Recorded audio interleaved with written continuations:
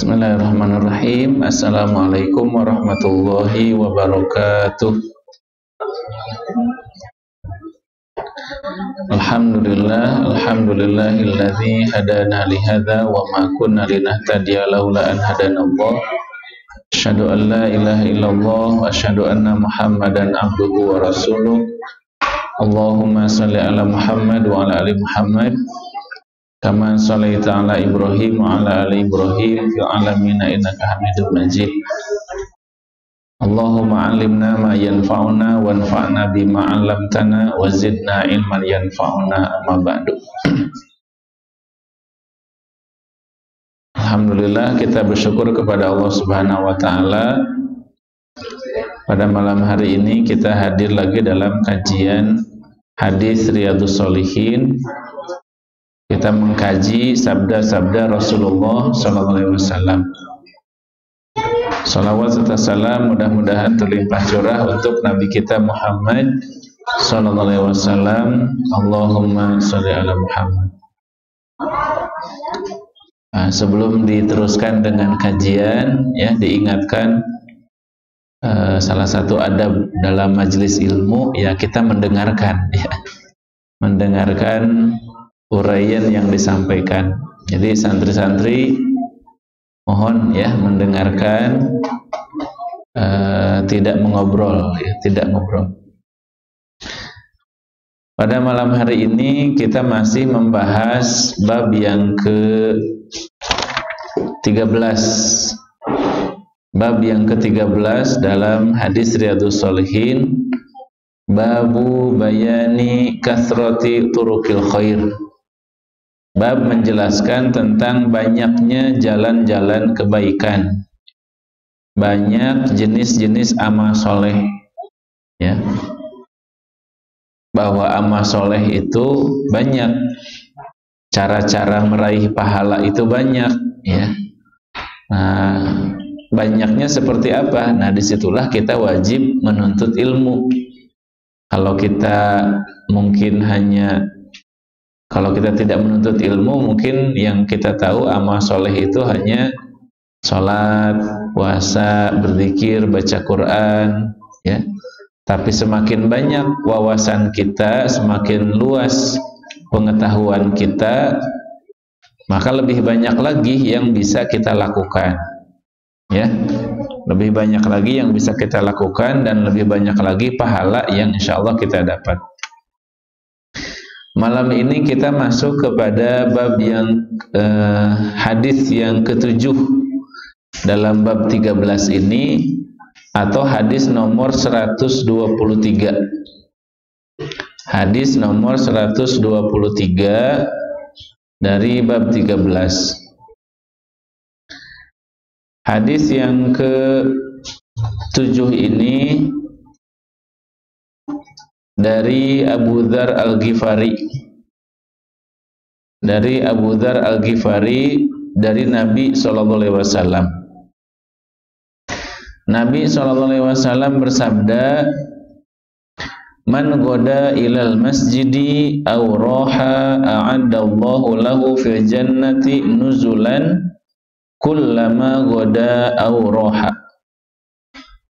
Barang siapa yang berangkat ke masjid atau dia pulang dari masjid,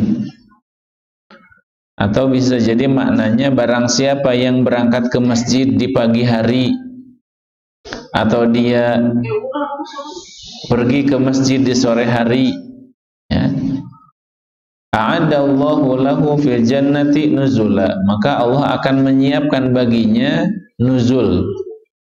Nuzul ini hidangan yang biasa, hidangan, jamuan, ya, segala sesuatu yang disiapkan untuk tamu.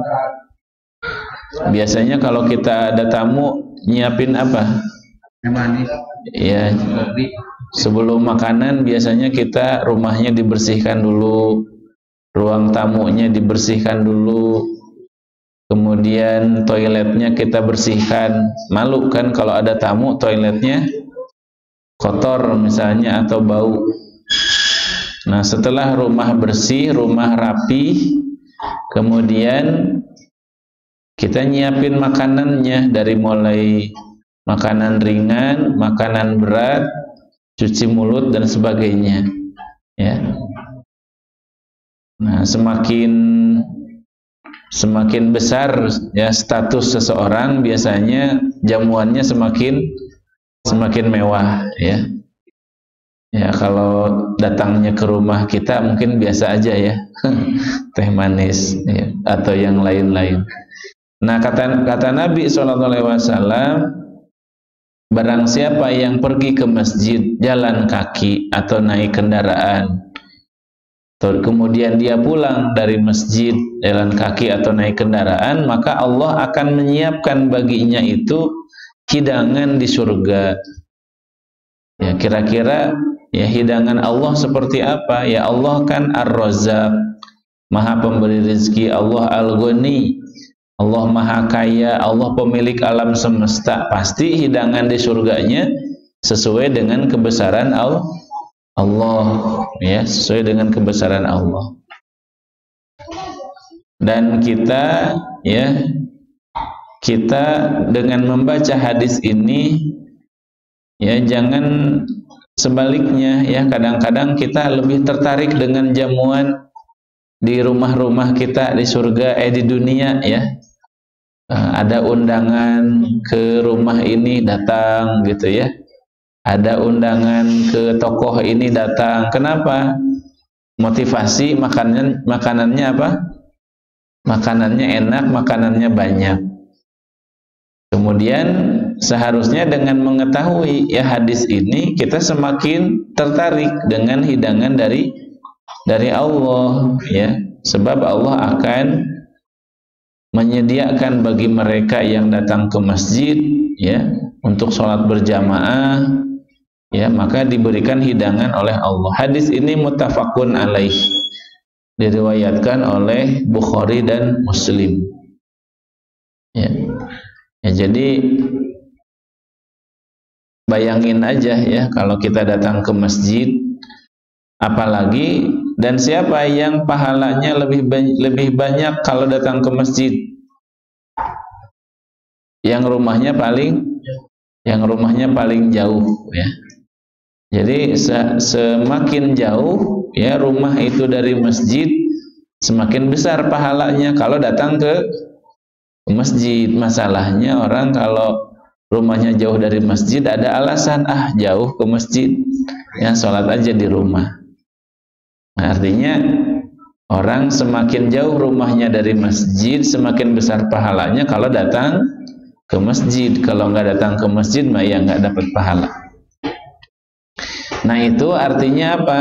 Itu salah satu pintu kebaikan, pintu amal soleh. Datang ke masjid, jalan ke masjid, mau gelap, mau hujan, ya, mau malas-malas, tetap datang ke masjid, pahalanya sangat besar. Kemudian hadis nomor 8 masih dari Abu Dzar Al-Ghifari.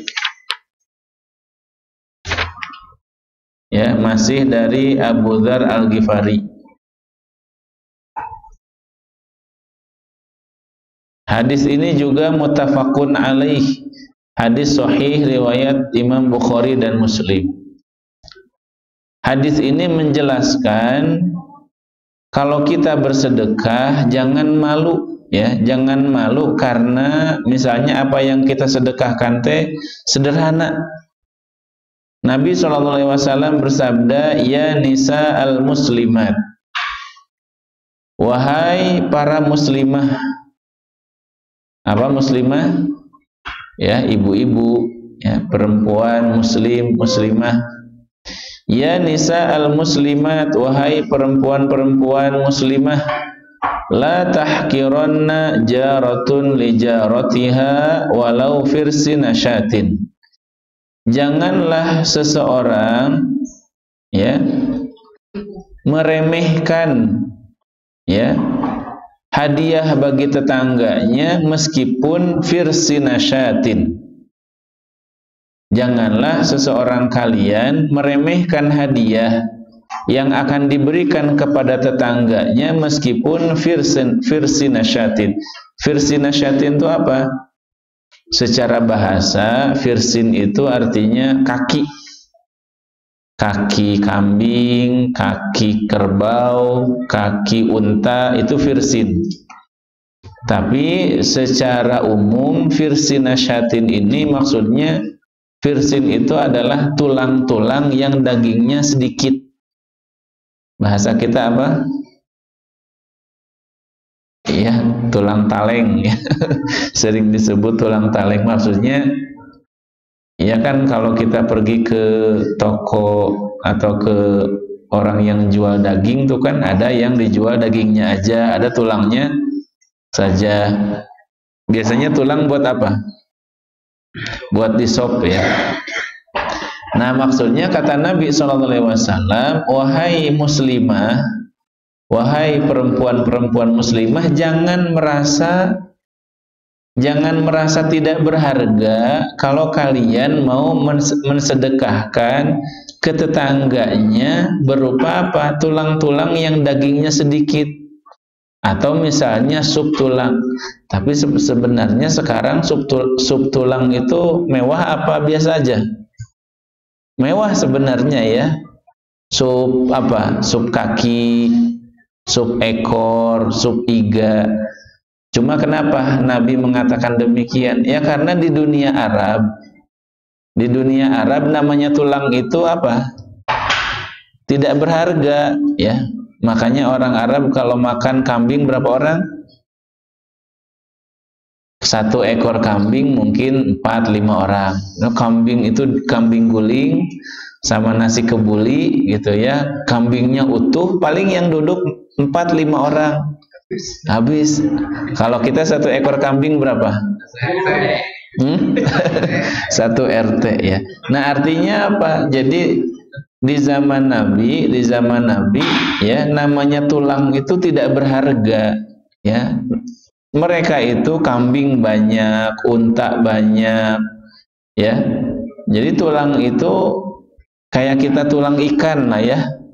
Tulang ikan kan bagi kita dibuang, tulang ikan mah nggak dimakan.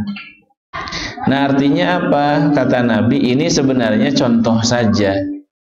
Artinya seandainya yang ada di rumah kita itu cuma itu, ya kasih saja kalau memang ada manfaatnya.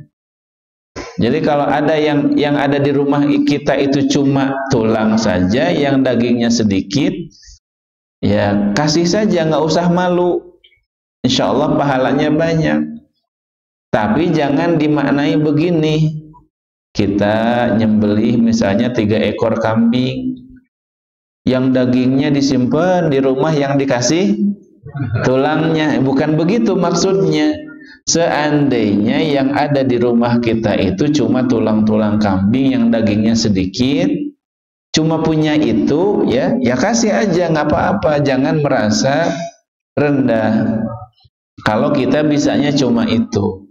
Tapi kalau yang ada di rumah kita itu memang melimpah ya, dagingnya banyak, kita punya ikan yang bagus, kita punya buah-buahan yang bagus, kita punya harta yang cukup ya. Ini kasusnya seandainya yang ada di rumah kita itu cuma itu ya. Kalau kita cuma punya uang 5.000 atau 10.000, atau katakanlah kita cuma punya uang 100.000, sedekah 5.000, 10.000 nggak apa-apa, karena memang uangnya kita terbatas. Tapi seandainya misalnya kita itu orang yang diluaskan rezeki oleh Allah, ya jangan juga sedekahnya sedikit-sedikit ya, sesuai dengan kemampuan. Yang rezekinya luas ya sesuai ya. Makanya namanya zakat itu bukan pakai nominal, zakat itu pakai prosentase ya, pakai prosentase. Kalau misalnya orang punya uang 100 juta, zakatnya berapa? 2,5 juta. Tapi kalau orang uangnya 10 miliar, berapa tuh? Nah, 250 juta. Nah, makanya demikian. Jadi bagusnya kita itu sedekah itu pakai prosentase. sedekah, ya. Jangan pakai nominal, ya. Jadi kalau misalnya kita gajinya 10 juta, ya saya mau sedekah 1% dari gaji saya. 10 juta berarti berapa? 100.000. Tapi kalau gajinya 100 juta berarti 1%-nya 1 juta gitu ya. Jadi sesuai dengan kemampuan. Nah, maksudnya hadis di sini adalah seandainya kita itu kemampuannya sedikit, apa yang kita miliki itu hanya itu, nggak usah malu. Ya. Kita dari kampung, pulang kampung, dari kampung dibekelin atau dapat misalnya sayur-sayuran, dapat singkong, ya, dapat apa, nggak usah malu kalau kita mau bersedekah, karena memang kita punyanya itu, ya. Nah, ini salah satu jalan kebaikan, ya, salah satu jalan kebaikan. Jadi jangan malu untuk berbuat baik meskipun sesuatu menurut orang banyak, itu mah nggak ada harganya gitu.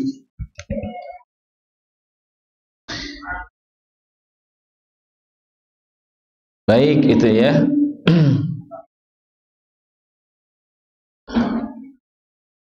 Nah, di sini juga dalam penjelasannya disebutkan al-hadiyatu wa in kanat qalilatun fi nadhari sahibiha lakinnaha kabiratul ajri indallahi ta'ala wa kabiratun naf'i inda akhidhiha.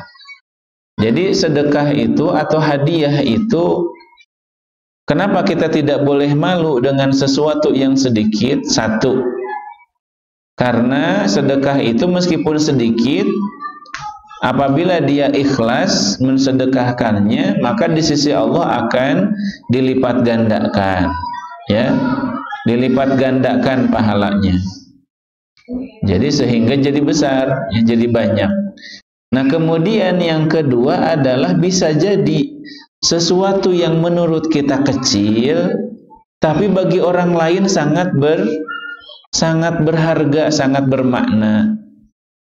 Contoh misalnya, ya, kalau kita punya uang 5.000, ya mungkin untuk bapak-bapak mah uang 5.000 ya nggak ada harganya, ya 5.000 ya hampir nggak ada harganya lah ya sekarang mah gitu ya.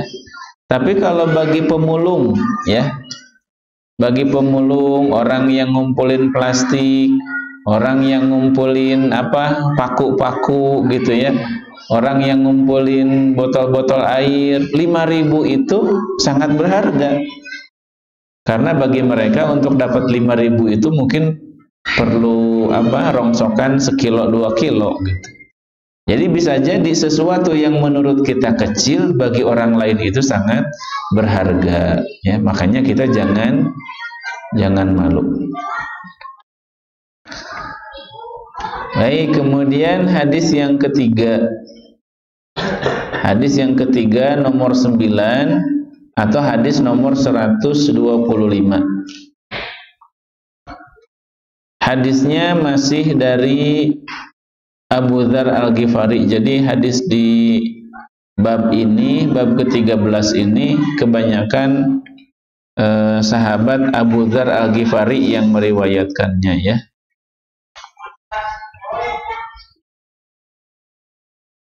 Dari Abu Dzar Al-Ghifari, anin Nabi sallallahu alaihi wasallam, dari Nabi sallallahu alaihi wasallam, qala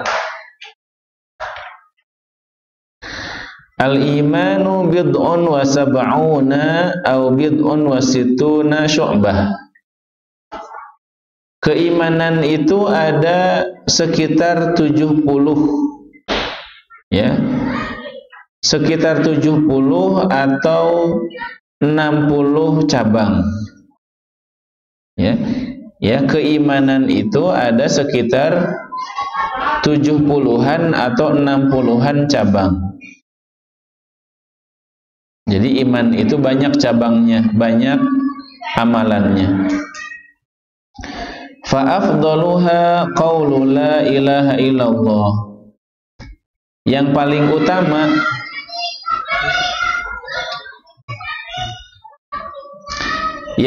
utama dari keimanan itu adalah kalimah la ilaha illallah, ya.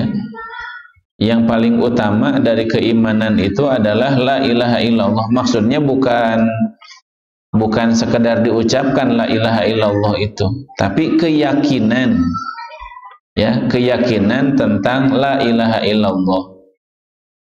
Ya, jadi ya betul namanya la ilaha illallah itu salah satu zikir, ya. La ilaha illallah itu salah satu zikir, tahlil, makanya kita sering menyebut tahlil. Tahlil itu la ilaha illallah. Tetapi hakikatnya la ilaha illallah ini adalah keyakinan, ya, keyakinan yang ada di dalam hati, yang kita ucapkan dengan lisan, yang lahir dalam perbuatan, ya. La ilaha illallah artinya apa? Orang kalau dalam hatinya yakin dengan la ilaha illallah, maka dia akan ibadahnya bagus. Kalau orang yakin dengan la ilaha illallah, dia akan meninggalkan kemaksiatan yang dilarang oleh Allah. Jadi sebaik-baik cabang dari keimanan ini adalah la ilaha illallah. Wa adnaha imatatul adza 'anit thariq, dan cabang keimanan paling rendah, ya, itu adalah menyingkirkan duri dari jalan, atau menyingkirkan sesuatu yang mengganggu di jalan, ya. Tadi kan disebutkan bahwa iman itu berapa cabang? 70-an atau 60-an cabang. Bid'un wa sab'un. Bid'un itu adalah 3 sampai 9, ya. Jadi bid'un itu adalah 3 sampai 9. Jadi bisa 33, bisa 63, 64 sampai 69, atau 73 sampai 79. Tapi maknanya adalah apa? Maknanya adalah bahwa keimanan itu banyak cabangnya, ya, banyak cabangnya, banyak bagiannya. Nah, yang paling utama dari keimanan itu adalah tadi la ilaha illallah, dan yang paling rendah adalah menyingkirkan duri dari jalan. Artinya apa? Kalau ada orang inisiatif, ya. Kalau ada orang inisiatif, misalnya memperbaiki jalan, ya, membersihkan jalan, dia perhatian dengan apa? Itu anak santri, tolong jangan berisik gitu, ya. Ya. Artinya apa? Kalau seseorang muslim, seorang mukmin, dia perhatian dengan sarana umum, ya, dengan keselamatan orang banyak, maka dia orang beriman, ya. Artinya jiwa sosialnya tinggi, ya. Orang beriman itu jiwa sosialnya tinggi, ya, tidak cuek. Orang beriman itu jiwa sosialnya tinggi, tidak cuek. Kalau misalnya ngelihat orang, ya, ngelihat santri, misalnya santri udah adzan tapi masih main-main aja di asrama, kemudian diajak santri, siap-siap sholat, nah itu artinya orang beriman, ya. Dia peduli kepada orang lain, peduli dengan ibadahnya, peduli dengan keselamatannya. Kalau ada misalnya anak-anak muda di masjid sudah azan, tapi dia hayo aja ngobrol di warung, ya, sambil ngerokok misalnya, ya. Nah, kemudian kita tergerak hati kita untuk ngajak mereka ke masjid, itu tanda keimanan. Tanda keimanan. Kalau misalnya kita melihat anak-anak jalanan, ya, pengemis yang sering miris itu, ya, begitu, ya. Anak-anak di jalan ngemis-ngemis padahal usianya baru 3 tahun, 4 tahun. Ya meskipun kadang-kadang kita tidak bisa berbuat banyak ya. Cuma bisa kasihan aja gitu ya. Cuma bisa kasihan. Ya, apa yang kita punya mungkin kita kasih. Padahal sebenarnya kalau kita punya wewenang ya, khususnya mungkin bagian dinas sosial, nah itu bagian dari keimanan. Jadi orang beriman itu tidak cuek, tapi hatinya sensitif. Sensitif untuk kebaikan, sensitif untuk amal soleh. Nah kemudian kata Nabi, wal haya'u syu'batun minal iman. Dan sifat malu itu bagian dari keimanan. Sifat malu bagian dari keimanan. Cuma harus bisa dibedakan ya. Kadang-kadang bahasa kita ini antara sifat malu yang sebenarnya dengan sifat malu yang salah ketukar. Silahkan coba adzan, nggak mau malu. Coba kultum, nggak mau malu. Ayo jadi imam, nggak mau malu. Nah ini bukan malu yang benar ya, bukan malu yang benar. Jadi malu yang benar itu adalah seseorang malu yang pada tempatnya adalah seseorang dia malu dari berbuat maksiat. Itu yang benar ya. Yang benar itu sifat malu adalah digunakan ketika seseorang malu untuk berbuat jahat, malu untuk berbuat tidak baik, itu malu. Ya. Pakai baju misalnya tidak beraturan, gambar-gambarnya nggak benar, malu harusnya ya. Atau misalnya main-main ya di tempat-tempat yang ya tidak layak ya, malu ya. Atau ngomong yang tidak baik, harusnya malu. Itu sifat malu yang benar ya. Dalam bahasa Arab itu sifat malu disebut al-haya. Al-haya. Tapi kalau misalnya seseorang malu untuk adzan, malu untuk berceramah, malu untuk jadi imam, ya, malu untuk jadi pemimpin, ya, itu bukan al-haya, namanya al-khojal. Al-khojal itu apa? Tidak percaya diri, ya. Jadi kita harus menempatkan sifat malu pada tempatnya. Ya, jadi jangan memahami sifat malu ini dengan pemahaman yang salah. Ya, suruh bersihin sampah, nggak mau, malu. Ya, mungutin sampah-sampah di jalan, beresin sendal, nggak mau, malu. Itu bukan malu. Malu itu kalau berbuat yang tidak benar, itu malu. Tapi kalau disuruh berbuat baik, disuruh berbuat yang bagus, yang diperintahkan oleh Allah, kemudian seorang itu malu, itu bukan malu yang pada tempatnya, itu al-khojal, tidak percaya diri. Jadi harusnya kita itu kalau sesuatu yang benar, pede aja. Ya, kalau kita menyampaikan kebenaran, ya harus pede, ya, jangan malu-malu. Nah, jadi kata Nabi, al-haya'u syu'batun minal iman. Sifat malu itu bagian dari iman. Kenapa sifat malu itu bagian dari iman? Karena kalau orang sudah kehilangan sifat malu, ya, maka apa aja bisa dilakukan. Orang kalau sudah kehilangan sifat malu, ya, berbohong nggak malu lagi, menipu nggak malu lagi, mencuri nggak malu lagi, ya, itu udah nggak benar, ya. Jadi orang kalau sudah kehilangan sifat malu, maka rusak, ya, rusak akhlaknya. Baik.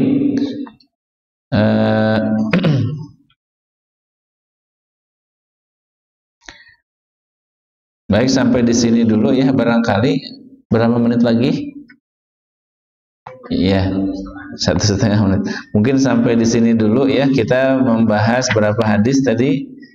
1, 2, 3 hadis ya, 3 hadis.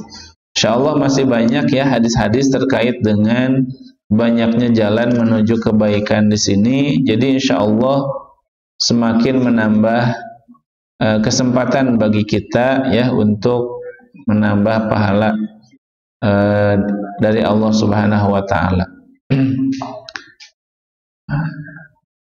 Kita cukupkan sampai di sini, mudah-mudahan ada manfaatnya. Subhanakallahumma wa bihamdika asyhadu an la ilaha illa anta astaghfiruka wa atubu ilaik. Assalamualaikum warahmatullahi wabarakatuh.